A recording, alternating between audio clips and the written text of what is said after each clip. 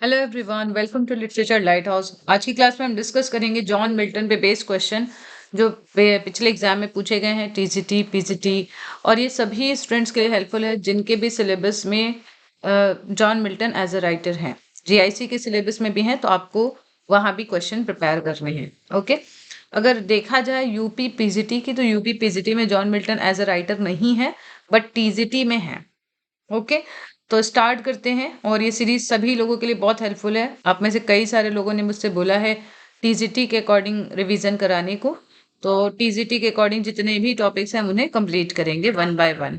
Okay, पहला question है, which of the following statements about Samson Agonistes is incorrect. आपको question discuss करने से पहले मैं एक बात बताना चाहूंगी कि इसमें जितने भी वर्क आपको दिखें, आप सबकी एक लिस्ट बनाइए और उसकी सारी डिटेल्स को आपको पढ़ना है। डिटेल्स इन द सेंस की पब्लिकेशन ईयर आपको पढ़ना है, कब लिखा गया है, क्या थीम है, उसमें अगर कोई मेजर आपको सिंबलिज्म दिख रहा है वो आपको याद करना है, प्रीवियस ईयर क्वेश्चन और इंपॉर्टेंट लाइंस, इन सभी पॉइंट्स को आपको याद रखना है। ओके, सैमसन एगोनिस्टिस की बात करें तो यहाँ पे देखिए कुछ स्टेटमेंट्स दिए हैं, आपको यहाँ पे देखना है कि कौन सा स्टेटमेंट सही है और कौन सा स्टेटमेंट सही नहीं है। देखते हैं, this is the first work of Milton. तो क्या ये फर्स्ट वर्क है मिल्टन का? तो ये फर्स्ट वर्क नहीं है। Okay, so this is wrong. It deals with the last part of Samson's life. क्या ये सही है? देखते हैं, यहाँ पे पूछा गया ना इनकरेक्ट कौन सा है, तो इनकरेक्ट तो देखिए यही आ जाता है। ठीक है, last part of Samson's life, तो ये बात सही है। सैमसन एगोनिस्टिस की जो लेटर पार्ट ऑफ लाइफ है उसको ये वर्क डील करता है। The play opens with Samson blind and prisoner of the फिलिस्तीन, ये भी बात सही है। In the end, he kills himself and the Philistine by pulling down the pillars of the structure in which they were sitting. तो last में सैमसन को इतना गुस्सा आ जाता है कि उसके अंदर जितनी भी ताकत होती है वो उसकी मदद से जिन पिलर से उनको बांधा गया था उसको उसको वो खींच देता है, जिसके कारण फिलिस्तीन जो है वो पूरा डिस्ट्रॉय हो जाता है। ओके, तो यहाँ पे देखिए कुछ कैरेक्टर्स हैं जो आपको याद रखने हैं, जिसमें सैमसन के फादर का नाम काफ़ी इंपॉर्टेंट है। इनके फादर का नाम होता है मनोआ, बहुत इंपॉर्टेंट नेम है, कई बार पूछा गया है। इनकी वाइफ होती है डेलिया। ठीक है, ये आप याद रखेंगे। और यहाँ पे एक कैरेक्टर है जिसका नाम है हरैफा, HARAPHA।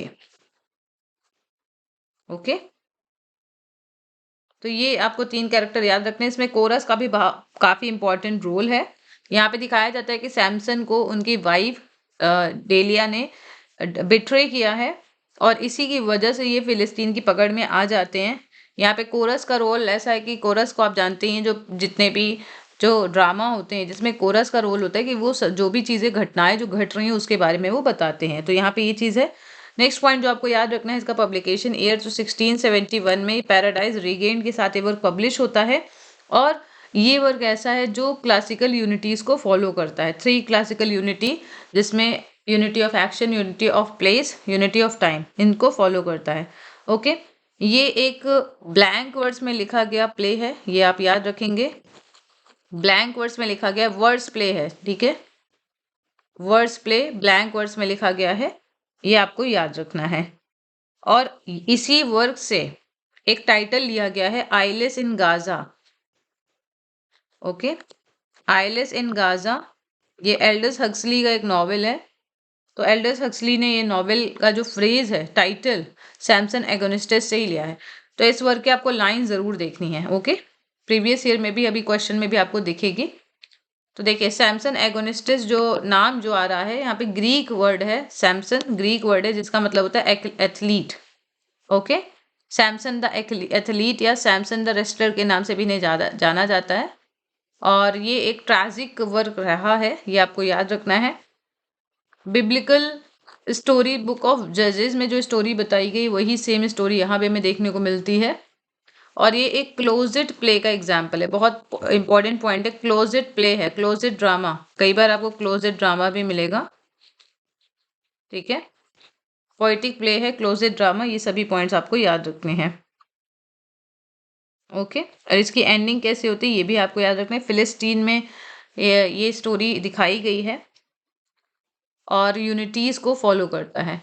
नेक्स्ट है लिसिडास से क्वेश्चन, ये लिसिडास भी आपको पढ़ना है बहुत अच्छे से। The name Lycidas is taken from which of the following Greek poets, तो किस पोएट से लिया गया है? तो लिसिडास आपको पता है ये पैस्टोरल एलिजी है। ओके, पैस्टोरल एलिजी बहुत इंपॉर्टेंट पॉइंट है और अक्सर आपसे क्वेश्चन पूछे जाते हैं पैस्टोरल एलिजी से।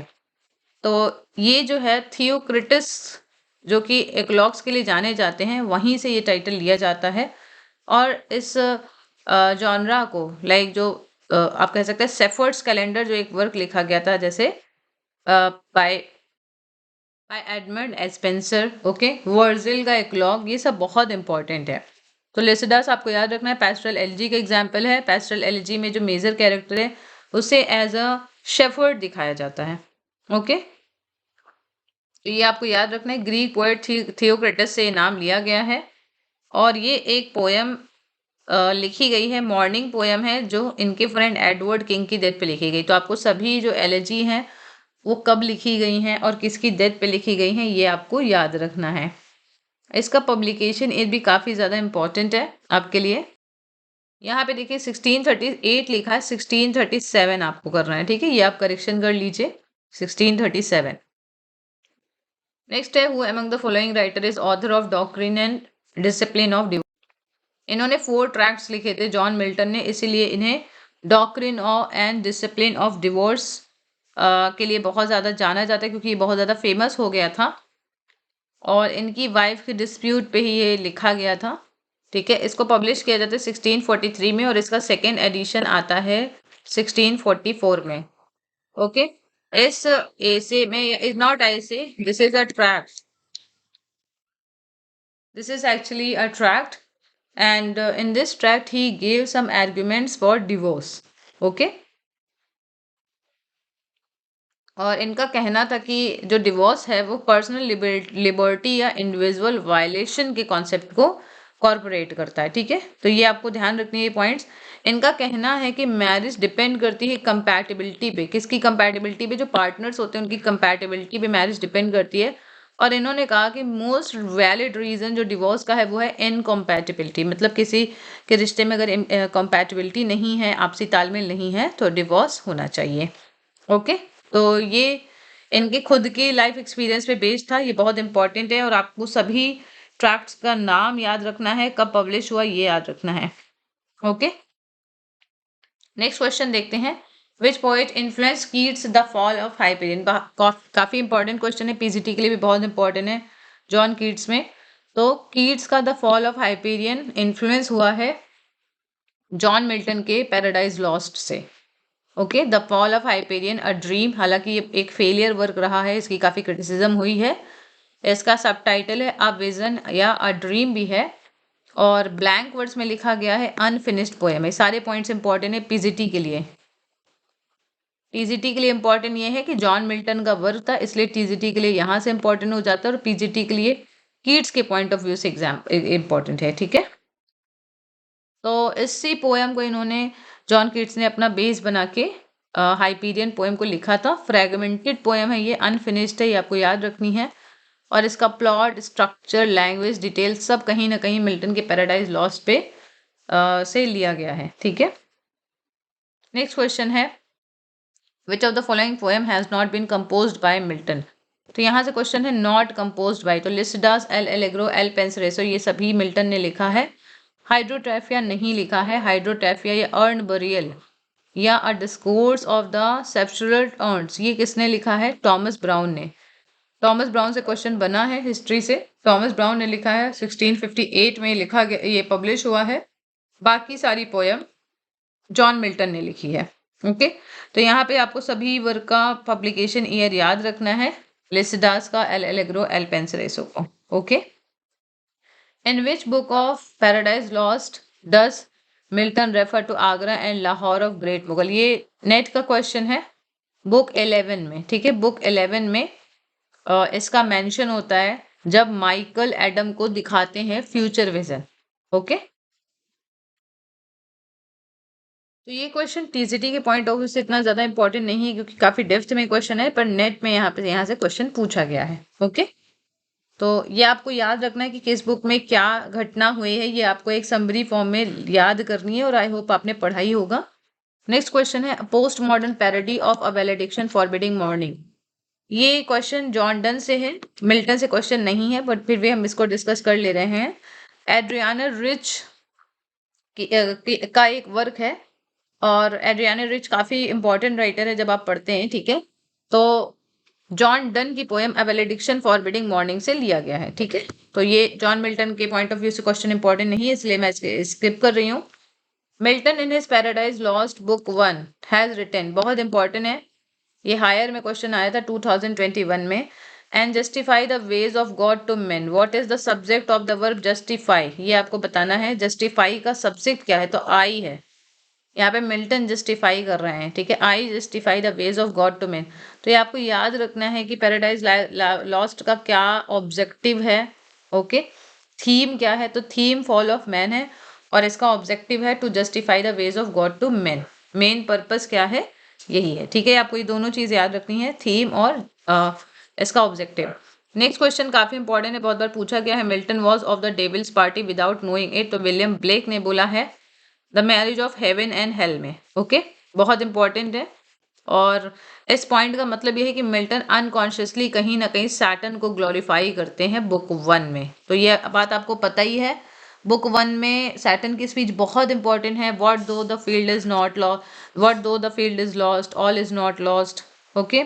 The mind can make itself the mind can make itself heaven out of hell and hell out of heaven, okay। बहुत इंपॉर्टेंट लाइन से ये आप पढ़ेंगे, ओके। नेक्स्ट देखते हैं, विच of the following is not correctly matched. आज हम 50 questions discuss करेंगे आज की क्लास में, ओके। तो आप लोग क्लास पे बने रहिएगा, और कंटिन्यू मैं आपके लिए लेक्चर्स अपलोड करूंगी। तो which of the following is not correctly match, कौन सा करेक्टली मैच नहीं है। Ode to the west wind terza rima में लिखा गया, ये आपको पता ही है। नेक्स्ट है on his blindness heroic quatrain, क्या ये सही है। Adonais Spenserian stanza Troilus and Criseyde rhyme royal. तो अगर आप देखें तो एडोनाइस स्पेंसेरियन स्टैंजा में ये बात सही है, ट्रायलस एंड क्रिसीड राइम रॉयल में ये भी बात आप जानते ही हैं। क्रिसीड ये भाई अगर आप देखें तो चौसर के द्वारा जो लिखी गई उसकी बात हो रही है। ऑन हिज ब्लाइंडनेस जो है वो इटालियन सोनेट है, हीरोइक क्वार्टर में नहीं लिखी गई है, ऑक्टेव और सेस्टेट के फॉर्मेट में लिखी गई है इटालियन सोनेट। तो यहाँ से ये आपको ध्यान रखना है, जितने भी मिल्टन के वर्क हैं सब बहुत इंपॉर्टेंट है, और आपको सभी वर्क के फॉर्म याद होने चाहिए, ठीक है। इसमें शुरुआत में ये प्रॉब्लम बताते हैं कि इनके पास एक टैलेंट है और ये गॉड की सर्विस नहीं कर पा रहे, तो ये प्रॉब्लम है। और बाद में ये कहते हैं those also serve who stand and wait, okay. पूरी पोएम आप पढ़ेंगे, यहाँ से हर एक लाइन बहुत इंपॉर्टेंट है, हर एक वर्ड बहुत इंपॉर्टेंट है। Which of the following statement is not correct with reference to Milton's poetry. देखिए, it combines two conflicting cultures humanism and Puritanism, it's sublime both in thought and style, तो ये आपको पता है।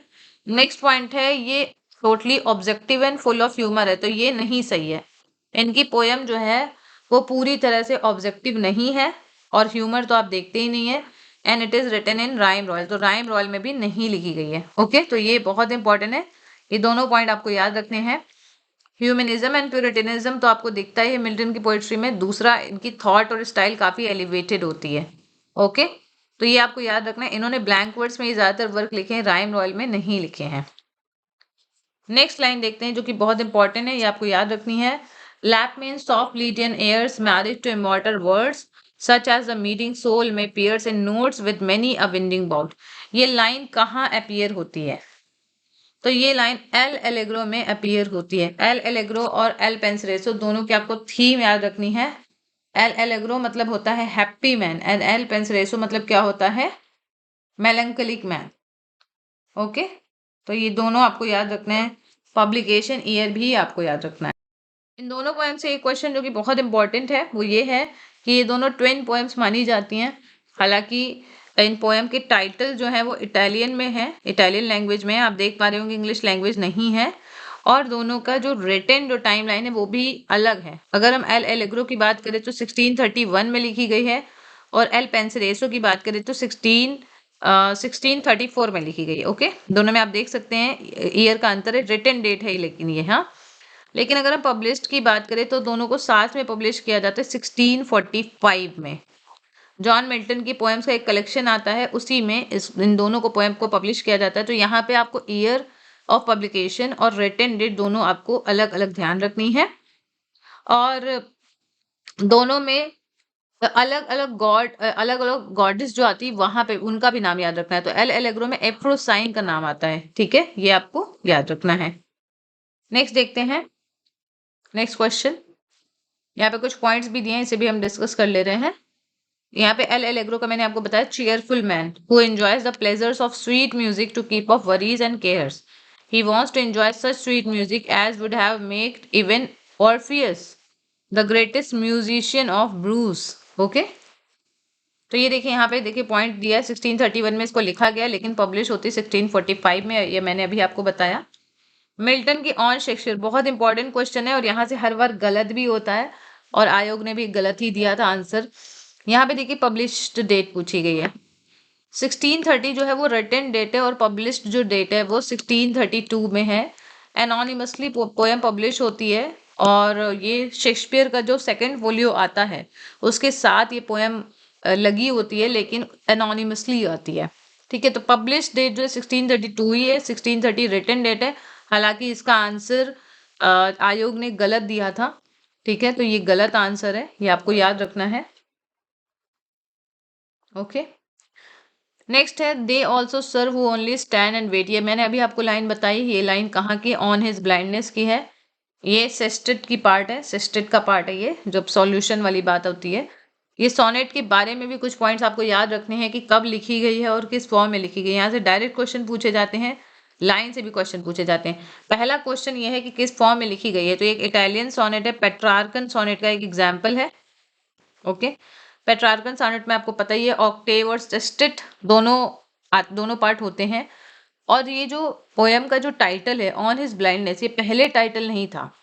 ओके, पहला title जो इस पोएम की फर्स्ट लाइन है वही था, लेकिन बाद में इनके फ्रेंड थॉमस न्यूटन ने इस पोएम का टाइटल लिखा था, या आप कह सकते हैं रखा था। थॉमस न्यूटन इनके फ्रेंड थे, उन्होंने इस पोएम का टाइटल असाइन किया था। और इस पोएम की पब्लिक रिटन डेट भी आपको याद रखनी है, 1652 में इस पोएम को लिखा गया था, जब ये पूरी तरीके से ब्लाइंड हो गए थे। लेकिन इस पोएम को 1673 में पब्लिश किया जाता है।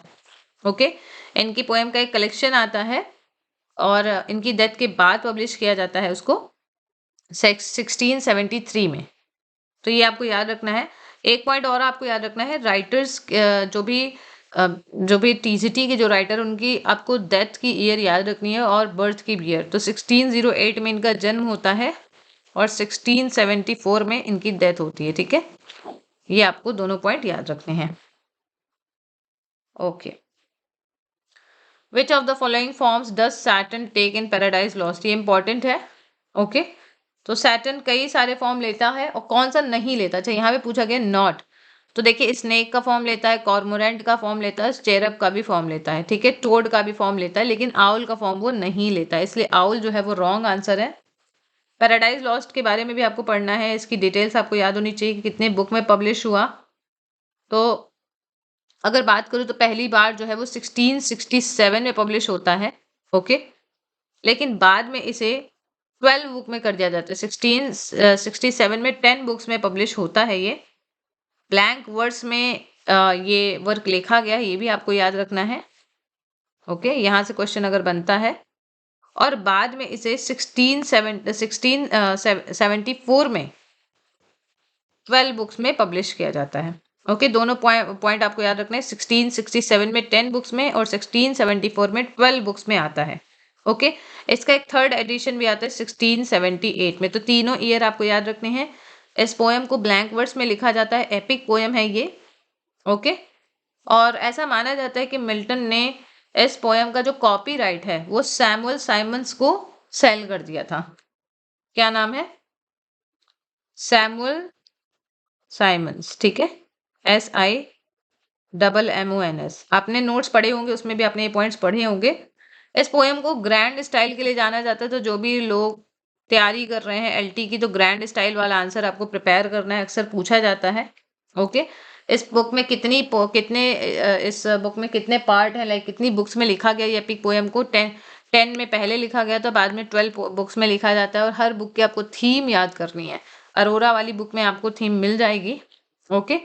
और इस पोएम में दिखाया गया कि सैटर्न का कैसे ग्रेजुअल डिग्रेडेशन होता है, तो अलग अलग तरह की वो शेप लेते हैं, उस तरीके से दिखाया गया है। शुरुआत जब बुक की होती, बुक 1 में दिखाया गया fall of angels, fallen angels की थीम दिखाई गई है कि सभी लोगों को गॉड ने हेवन से निकाल दिया है, और वो सभी एक कॉमेट या मीटियोर की तरह लग रहे हैं। तो मीटियोर वाला पॉइंट भी आपको याद रखना है। ओके। फिर हम देखते हैं सैटर्न एक चेरव का फॉर्म लेता है, फिर कॉर्मोरेंट का, और फिर टोड का, और फाइनली हम देखते हैं स्नेक का फॉर्म लेता है। तो यहाँ पे देखिए सीक्वेंस दिया है, cherub, cormorant, toad and snake. Okay. Next point है Paradise Lost written in which verse. तो ब्लैंक वर्स मैंने अभी आपको बताया। ब्लैंक वर्स क्या होता है?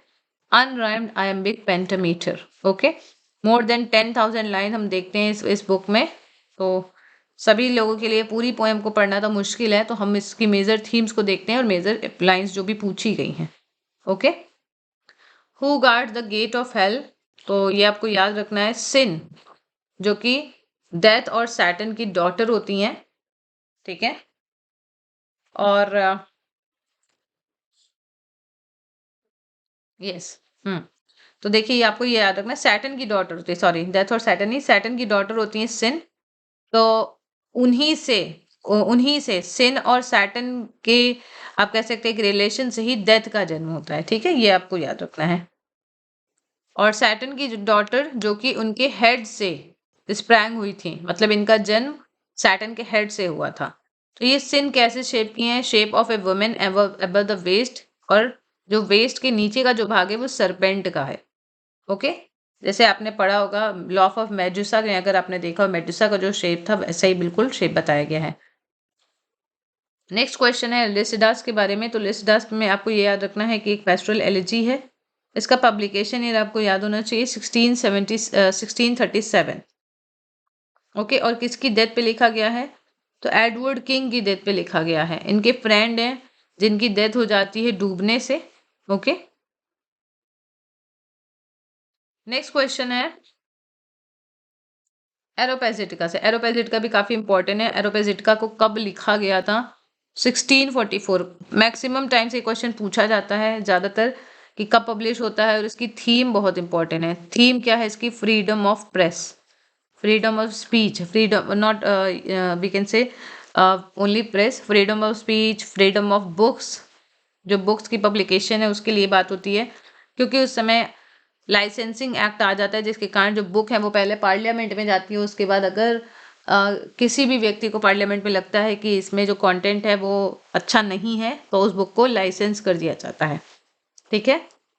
जैसे आप देखते होंगे बहुत सारी मूवीज हैं, उसमें सीन्स कट कर दिए जाते हैं, या उस मूवी को रिलीज नहीं होने दिया जाता। सेम है यहाँ पे भी कुछ चीजें हैं। ओके। अगर हम इस वर्क की बात करें तो ऐसा माना जाता है कि इस एसे का टाइटल आता है एरोपैगस नाम के एक हिल से। ओके, ये आप लिख सकते हैं।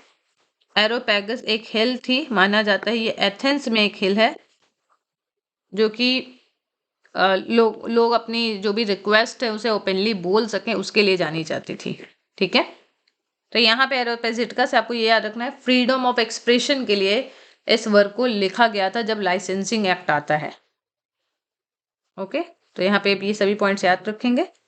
नेक्स्ट है which of the following is not a work of John Milton. तो एल एलेग्रो, एपिटैफियम डेमोनिस, लिसिडासी, तो सभी वर्क मिल्टन के। वीनस एंड एडोनिस किसका है? शेक्सपियर का, विलियम शेक्सपियर का। ओके। ये भी एक एलिजी है, और इनके फ्रेंड चार्ल्स डियोडेटी की डेथ पे लिखी गई थी। ठीक है। चार्ल्स डियोडेटी की डेथ में 1639 में लिखी गई थी। How many books does paradise regained consist of. Paradise regained भी बहुत इंपॉर्टेंट एपिक है, और अगर बोला जाए मिल्टन का फेवरेट वर्क कौन सा है तो पैराडाइज रिगेन्ड ही रहता है। ओके। 1671 में पब्लिश होता है सैमसन एगोनिस्टिस के साथ, और इसकी जो मेजर थीम है वो रहता है जो टेम्पटेशन होता है क्राइस्ट का, वो मेजर थीम है यहाँ पे।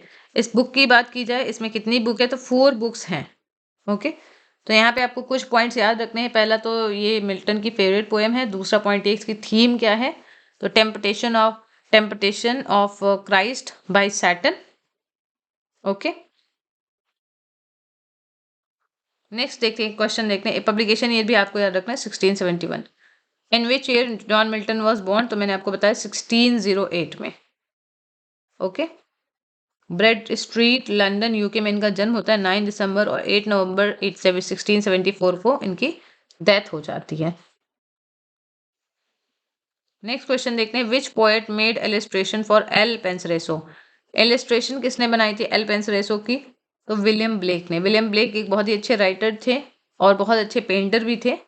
ओके, एल पेंसरेसो का मतलब क्या होता है, thoughtful man. Okay, which text of Milton does the following line appear in? Thou cannot touch the freedom of mind. बहुत इंपॉर्टेंट है, कॉमर्स की लाइन्स है, कॉमर्स की इंपॉर्टेंट लाइन्स आपको देखनी है। कॉमर्स क्या है, एक मास्क है। मास्क को रॉयल कोर्ट के एंटरटेनमेंट के पर्पज से लिखा जाता था, और ये जो है इसकी जो मेजर थीम थी वो थी चेस्टिटी। कॉमर्स जो मास्क है इसकी थीम चेस्टिटी थी। ओके, तो बहुत इंपॉर्टेंट है। नेक्स्ट पॉइंट जो आपको याद रखना है, इसकी परफॉर्मेंस डेट, तो 1634 में इसको परफॉर्म किया जाता है। कहाँ पे परफॉर्म होता है, at Ludlow Castle. Okay, it was performed at Ludlow Castle, और इसको Henry Lawes, LAWES, Henry Lawes के सजेशन में इसको लिखा गया था। इसमें आपको याद रखना है जो कॉमर्स है वो विलेन है। ओके, और यहाँ पे भाई जो है वो अपनी सिस्टर के साथ जा रहे थे। एलिस नाम है गर्ल का, जिसे इस वर्क में द लेडी के नाम से जाना जाता है। नाम नहीं मेंशन किया गया है, द लेडी के नाम से दिखाया जाता है, और उसके ब्रदर्स होते हैं।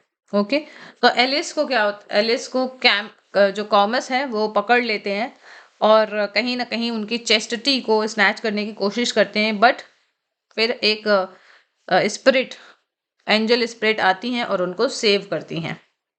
ओके, तो बहुत इंपॉर्टेंट ये आपके लिए आप कह सकते हैं मास्क है। नेक्स्ट देखते हैं, जॉन मिल्टन स्टडीड एट, कहाँ इन्होंने स्टडी किया है, तो इन्होंने कैम्ब्रिज में स्टडी की। बहुत इंपॉर्टेंट पॉइंट है, कैम्ब्रिज यूनिवर्सिटी में इन्होंने स्टडी किया है। ठीक है, इनकी बायोग्राफी को आप जरूर देखेंगे। The famous epic paradise lost, इसमें कितनी बुक्स हैं, मैंने आपको बताया था पहले तो 10 बुक्स थी, लेकिन बाद में 12 बुक्स थे, तो आप बाद वाले वर्जन को ही लिखेंगे, पहले वाले वर्जन के बारे में नहीं लिखेंगे। ओके, इसमें सभी डिटेल्स दी हैं, इसे आप पढ़ लीजिएगा। 1674 में 12 बुक्स में आती है, 1667 में 10 बुक्स में आती है। ओरिजिनली अगर पूछा जाए तो आप 10 बुक्स लिखेंगे।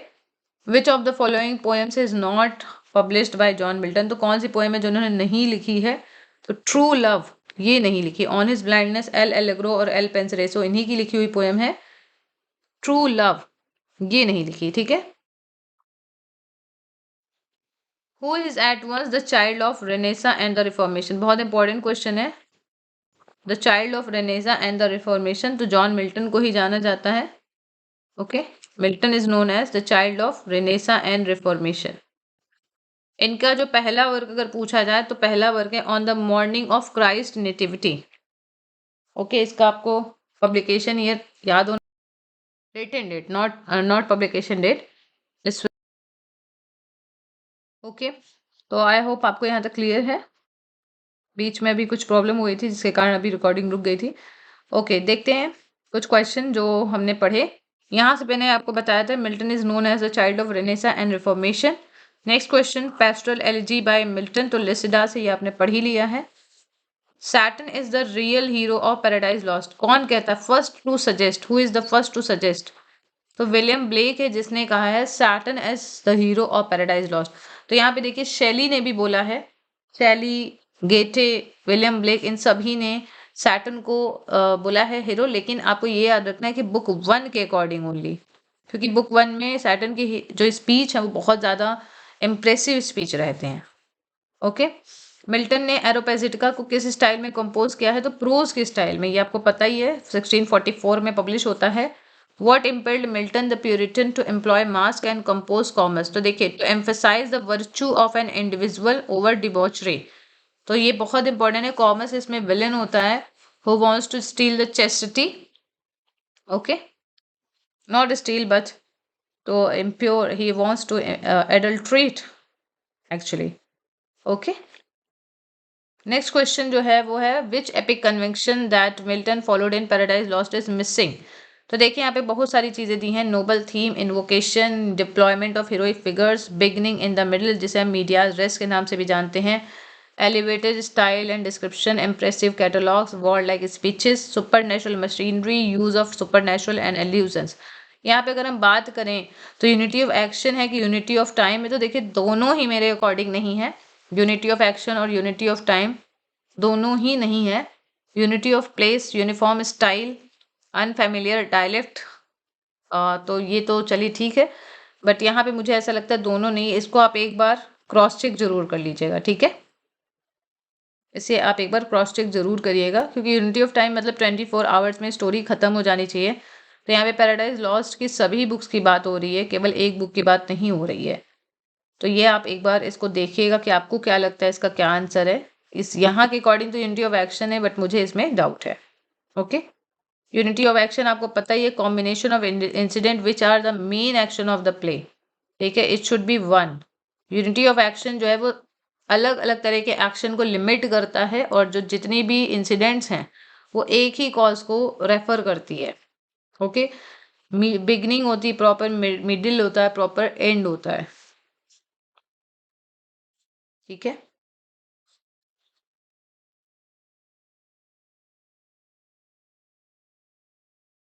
ओके, नेक्स्ट देखते हैं। यहाँ पे देखिए क्वेश्चन, लाइंस आपको पढ़नी है, मिल्टन की सोनेट है, एड्रेस की गई है नाइटिंगेल को। तो जितने भी आप जब आप पढ़ते हैं पोएम, स्पेशली टीजीटी के राइटर्स में, तो आपको नाइटिंगेल का मेंशन, आपको जिक्र जरूर मिलेगा, ठीक है, वर्ड्सवर्थ की पोएम में आपको मिलेगा। नाउ टाइमली सिंग और the rude bird of hate foretell my hopeless doom in some grove high, some grove nigh, what is the rude bird of hate referred here। तो देखिए यहाँ पे दो बर्ड है जिनकी बात होती है, एक होती है नाइटिंगल और एक होती है कुकू। नाइटिंगल जो है वो लव को रेफर करती है और कुकू हेट को रेफर करती है। यहाँ पे क्वेश्चन पूछा गया रूड बर्ड ऑफ हेट, तो ये कौन सी बर्ड है, तो हेट जो है वो कुकू को रेफर कर रहा है, ठीक है। ओ नाइटिंगल इनकी एक सोनेट है जो कि नाइटिंगल और कुकू के बीच का एक कॉन्फ्लिक्ट, एक कंट्रास्ट दिखाता है। ओके, लव और हेट के बीच का स्ट्राइफ कंट्रास्ट यहाँ पे दिखाया गया है। यहाँ पे ये बताया गया है where love succeeds because it has more strength than hate. Okay, तो ये इंपॉर्टेंट है आपके लिए। A crucial aspect of Milton's divergence from the Petrarchan sonnet tradition concerns not on employed or the occasional nature of his sonnet, but also। तो देखिए यहाँ पे बोला गया है कि जो मिल्टन का जो डाइवर्जन होता है पेट्रार्कन सोनेट ट्रेडिशन से, तो वो केवल जो ओकेजनल नेचर ऑफ उनका जो सोनेट्स का जो ओकेजनल नेचर है केवल उसी के लिए कंसर्न नहीं है, बल्कि और क्या पॉइंट है जो मिल्टन की डाइवर्जन को बता रहा है। तो देखिए इन्होंने जो एक पेट्रार्कन सोनेट का जो एक टाइप जो एलिजाबेथन एज में जो लिखा जाता था, उसमें एक और पॉइंट है जो इन्होंने नहीं फॉलो किया है, वो है love poetry. Okay, the rejection of the idyllic love poetry, ये भी हमें देखने को नहीं मिलता है इनकी पोएम में। तो इन्होंने पहला तो एक जो आप कह सकते एक ओकेजनल नेचर ऑफ जो सोनेट है उसको भी कंसर्न करता है, बल्कि क्या है उनका एक रिजेक्शन भी हमें देखने को मिलता है। ओके, तो ये आपको याद रखना है। Next, during Milton's time, England was changing in the 1630s, and 1640 was the polarization of political opinions between those who supported the King Charles I and the Puritan Parliament led by Oliver Cromwell। तो जब Milton का time था तो England में देखिए 1630s और 1640s के time पे एक आप कह सकते हैं सत्ता में चेंज आ रहा था, ठीक है। चार्ल्स वन के बाद ओलिवर क्रोमवेल आते तो बहुत सारे चेंजेस आपको देखने को मिलेंगे, बहुत सारे लोगों की पब्लिक ओपिनियंस भी बदल रहे थे, ठीक है। उसी समय हम देखते हैं मिल्टन की पोएट्री भी काफ़ी फ्लरिश होती है, कैवेलियर पोएट्स भी आते हैं। Okay, in which work Milton state that while the still morn went out with sandals grey, बहुत इंपॉर्टेंट है, लिसिडास की लाइन्स हैं और लिसिडास से लाइन पूछी ही जाती हैं। 2016 में पूछी गई और 2021 में काफ़ी क्वेश्चन रिपीट हुए हैं, लगभग 10 to 12 क्वेश्चन पहले एग्जाम से पूछे गए हैं। तो आपको प्रीवियस ईयर पेपर जरूर रिवाइज करना है, मैं भी आपको करवाऊंगी बहुत जल्द। ओके, राइटर्स कंप्लीट कर लूँ, लाइक जॉन गैल्सवर्दी एक और राइटर है जो मुझे कंप्लीट करना है, और इसके बाद में आप टीजीटी के जो भी स्टूडेंट्स हैं उनके लिए जितने भी प्रीवियस ईयर पेपर है उसे मैं सॉल्व करूंगी along with Shakespeare's revision. Okay, तो ये लिसिडास मैंने आपको बताया था पेस्टोरल एलिजी है dedicated to the memory of Edward King, और इसी की लाइन है while the still morn went out with sandals grey. Through which work does Milton intend justify the ways of God to men, तो ये मैंने आपको बताया था पैराडाइज लॉस्ट। ओके, 1667 में पहली बार पब्लिश होता है। In which work of John Milton does the character Delia appear, तो डेलिया मैंने आपको बताया था सैमसन एगोनिस्टिस में अपीयर होते हैं। ओके, डेलिया अपीयर होती हैं, सॉरी इनकी वाइफ होती हैं, मनोवा इनके फादर होते हैं। क्लोजेड ड्रामा है, ट्रेजिक क्लोजेड ड्रामा है। ओके, जब अगर आप लोग किसी भी क्वेश्चन एग्जाम की तैयारी कर रहे हैं जिसमें आपको आंसर राइटिंग करनी है तो टाइप्स ऑफ ड्रामा आप जरूर पढ़िएगा। In the opening invocation of the paradise lost और रेफर टू, देखिए 26 जो लाइंस है जितनी आपको इनवोकेशन में देखने को मिलेगी, इसकी हर एक लाइन हर एक वर्ड बहुत इंपॉर्टेंट है, तो इसे लगभग 5 to 6 टाइम्स तो आपको पढ़ना ही है। तो ये माउंट हॉरेब को रेफर कर रहा है, आप पढ़ते हैं of man's first disobedience and fruit of that forbidden tree of Oreb of Sinai, तो ऑरेब जो है वो माउंट हॉरेब को रेफर करता है। ओके, यहाँ पे माउंट सिनाई का भी नाम मेंशन हुआ है और बिब्लिकल एल्यूजन है। In the state of his blindness with whom Milton does not compare himself, बहुत इंपॉर्टेंट है ये। Okay, blind Tamesis, blind Meonites, Tiresias and Phineas and Lycidas, तो इसका क्या आंसर होगा? 2016 में ये आया था क्वेश्चन, तो देखिए इसका आंसर होगा लिसिडास, क्योंकि लिसिडास तो देखिए इन्होंने वर्क लिखा ही है। ठीक है, बाकी इन्होंने जितने भी 3 जो कैरेक्टर्स हैं उनसे कंपेयर किया है, लेकिन लिसिडास से कंपेयर नहीं करते हैं। Okay, blind Thamyris, blind Maeonides and Tiresias and Phineus, ये बहुत इंपॉर्टेंट पॉइंट है।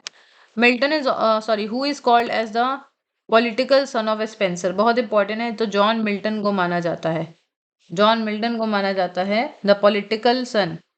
कहीं कहीं आपको पोएटिकल भी मिलेगा, ठीक है, पॉलिटिकल की जगह आपको पोएटिकल भी मिल सकता है। ओके, तो किसने बोला है इन्हें? तो जॉन ड्राइडन ने बोला है। ओके,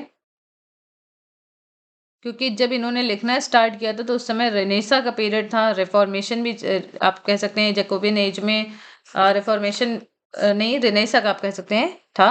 ठीक है, और एक पॉइंट और आपको याद रखना है, मॉर्निंग स्टार ऑफ रेनेसा किसे बोला जाता है? Morning star of reformation, sorry not Renaissance, morning star of reformation John Wycliffe को बोला जाता है, ये पॉइंट आप जरूर लिख लीजिएगा। ओके, नेक्स्ट है मिसमैच, आपको बताना है जॉन मिल्टन के वर्क से रिलेटेड मिसमैच पॉइंट, आपको ईयर से क्वेश्चन बताने हैं। तो ऑफ एजुकेशन भी 1644 में आता है और एरोपेजिटिका भी 1644 में आता है। यहाँ पे देखिए 1647 लिखा है इसलिए गलत है। लिसिडास 1637 में आता है, पैराडाइज लॉस्ट 1667 में आता है, ये मैंने आपको बताया था, तो ये एरोपेजिटिका वाला जो ऑप्शन है ये गलत है। Which of the following is a pastoral elegy, तो पेस्टोरल एलिजी आपको याद रखनी है लिसिडास, एडोनाइस, थायरसिस एंड एक इन मेमोरियम जो है, ठीक है, ये पेस्टोरल एलिजी का एग्जाम्पल है। बाकी अगर आप देखें तो elegy written in country churchyard वो नहीं है, सॉरी इन मेमोरियम भी नहीं है, I am really sorry, In Memoriam भी नहीं है। ठीक है, elegy written in country churchyard, In Memoriam, ड्यूनो एलिजी, ये सभी पेस्टोरल एलिजी नहीं है, लेकिन लिसिडास, एडोनाइस एंड थायरसिस ये आपको पेस्टोरल एलिजी के एग्जाम्पल मिलेंगे। ओके, पेस्टोरल एलिजी में आपको सीधा समझना है कि वहां पे कैरेक्टर एज ए शेफर्ड दिखाए गए हैं। ओके, तो यहाँ पे पोएट और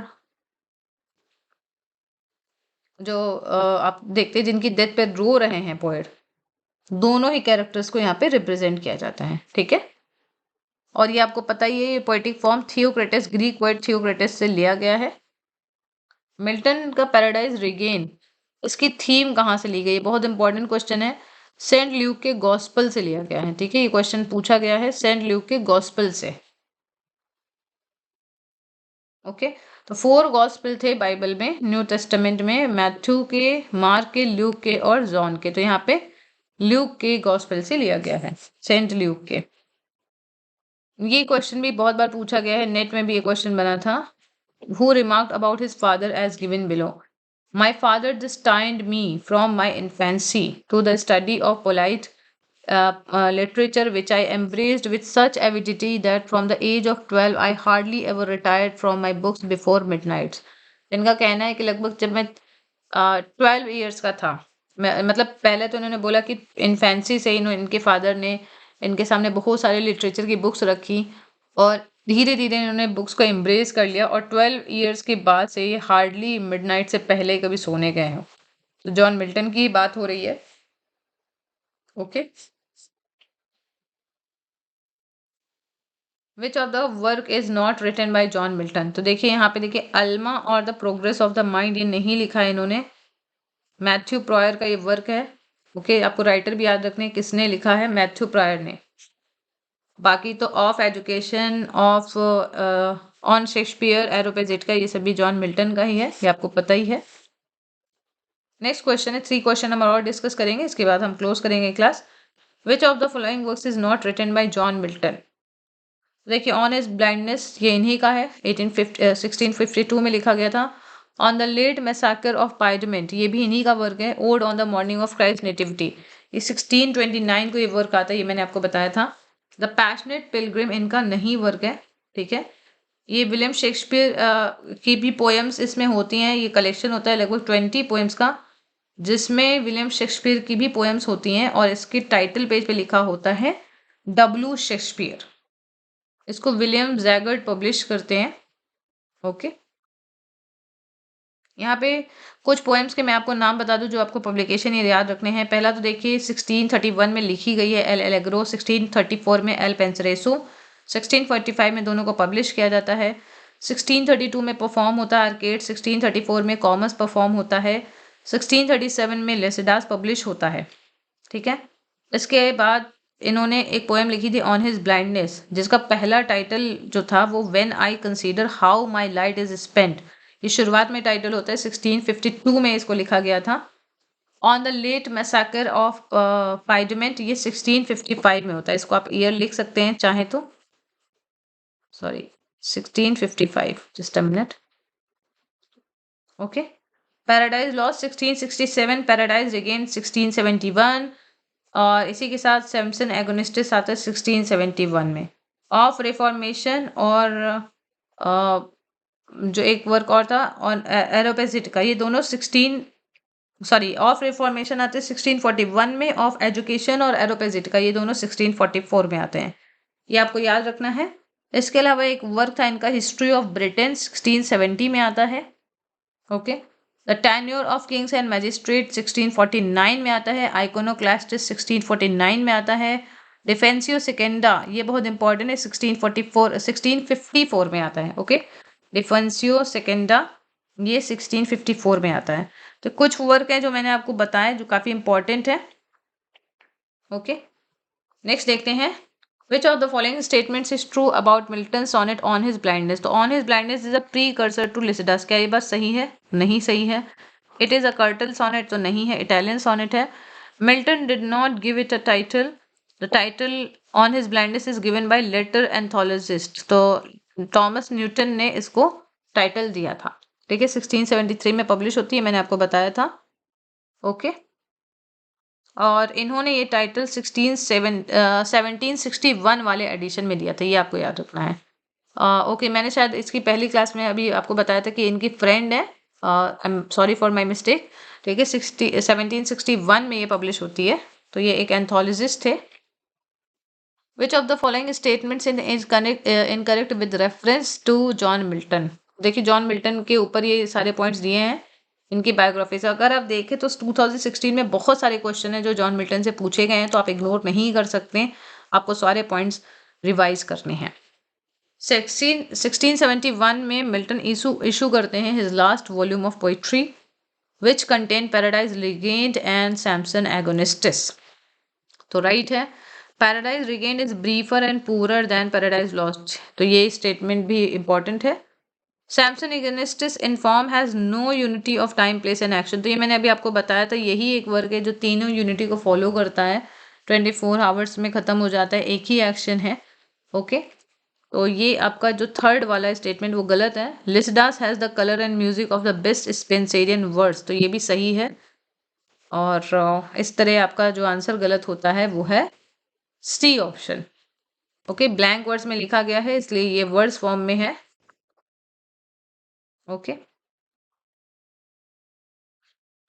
ओके, नेक्स्ट देखते हैं question. How according to Milton and his on his blindness does one best serve God? तो by submitting to his will quietly, his यहाँ पे गॉड के लिए बात हो रही है। ठीक है, अगर कोई इंसान गॉड के विल के आगे सबमिट करता है विलिंगली तो वो भी गॉड को सर्व करता है। ये एक इटालियन सोनेट है, ये आपको याद रखना है। ओके, तो ये कुछ पॉइंट्स थे। बहुत जल्द हम लाइन्स को भी डिस्कस करेंगे। So this was all for today, thank you so much.